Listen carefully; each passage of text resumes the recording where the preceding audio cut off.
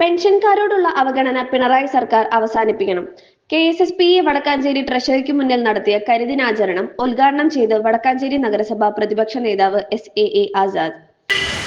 എല്ലാ ട്രഷറികൾക്ക് മുന്നിലും Kerala state service pensioners അസോസിയേഷന്റെ നേതൃത്വത്തിൽ ഒരു കരിദിനം ആചരിക്കുകയാണ്. കരിദിനം ആചരിക്കുന്നതിന് വേണ്ടി എന്നുള്ളത് നിയോജകമണ്ഡല പ്രസിഡന്റും സ്വാഗത പ്രാസംഗികനും ഒക്കെ തന്നെ പറഞ്ഞു കഴിഞ്ഞു. എങ്കിലും കേരളത്തിലെ ഇടതുമുന്നണി പാവങ്ങളുടെ പാർട്ടിയാണെന്ന് സ്വയം പ്രഖ്യാപിക്കുന്ന പാവങ്ങളുടെ പാർട്ടിയായ പിണറായി വിജയന്റെ സർക്കാർ 9 വർഷക്കാലമായി കേരളം ഭരിച്ച് കട്ടുമുടിച്ചുകൊണ്ടിരിക്കുകയാണ്.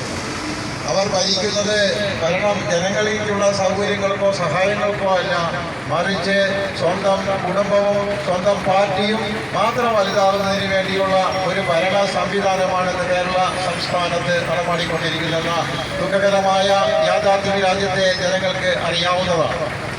ഈ കരിദിനത്തിനോടുകൂടി ആവശ്യപ്പെടുന്നത് എന്താണ്? നിസ്സാര കാര്യമാണോ?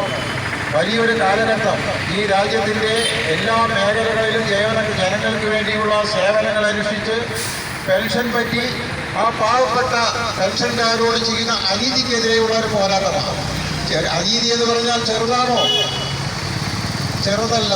18 മാസക്കാലത്തെ കുടിശ്ശിക, DA കുടിശ്ശികയുണ്ടെന്നാണ് അറിയാൻ കഴിയുന്നത്. അതോടൊപ്പം തന്നെ അതിന് മുന്നേയുള്ള കുടിശ്ശികകളൊക്കെ കൂടുമ്പോൾ കേരളത്തിലെ ഖജനാവിന് താങ്ങാനാവാത്ത രീതിയിലുള്ള കുടിശ്ശികയാണ്. ഉദ്ദേശം 50,000 കോടി രൂപയുടെ കുടിശ്ശികയാണ് ഈ സർക്കാർ വരുത്തി വെച്ചിട്ടുള്ളത്. 12ാം ശമ്പള പരിഷ്കരണ കമ്മീഷന്റെ നിയമനം നടപ്പിലാക്കാത്തതിലൂടെ പെൻഷൻ പരിഷ്കരണ നടപടി അട്ടിമറിക്കപ്പെടുകയാണ് പിണറായി സർക്കാരിന്റെ ഗൂഢോദ്ദേശമെന്നും SAA ആസാദ്. ഇത്രയേറെ പെൻഷൻ കുടിശ്ശിക വരുത്തിയ ഒരു സർക്കാർ ഇതുവരെ കേരളം ഭരിച്ചിട്ടില്ല. ആ ക്രെഡിറ്റ് പിണറായിക്കുള്ളതാണ്. വാർദ്ധക്യത്തിൽ താങ്ങാകേണ്ട മെഡിസെപ് ചികിത്സാ പദ്ധതി ഒരു പ്രയോജനവും ഇല്ലാതെ പ്രീമിയം പിരിക്കുന്ന പദ്ധതിയായി മാറിയെന്നും അദ്ദേഹം പറഞ്ഞു. KSSPA വടക്കാഞ്ചേരി നിയോജക മണ്ഡലം പ്രസിഡന്റ് MN ശശിധരൻ അധ്യക്ഷത വഹിച്ചു.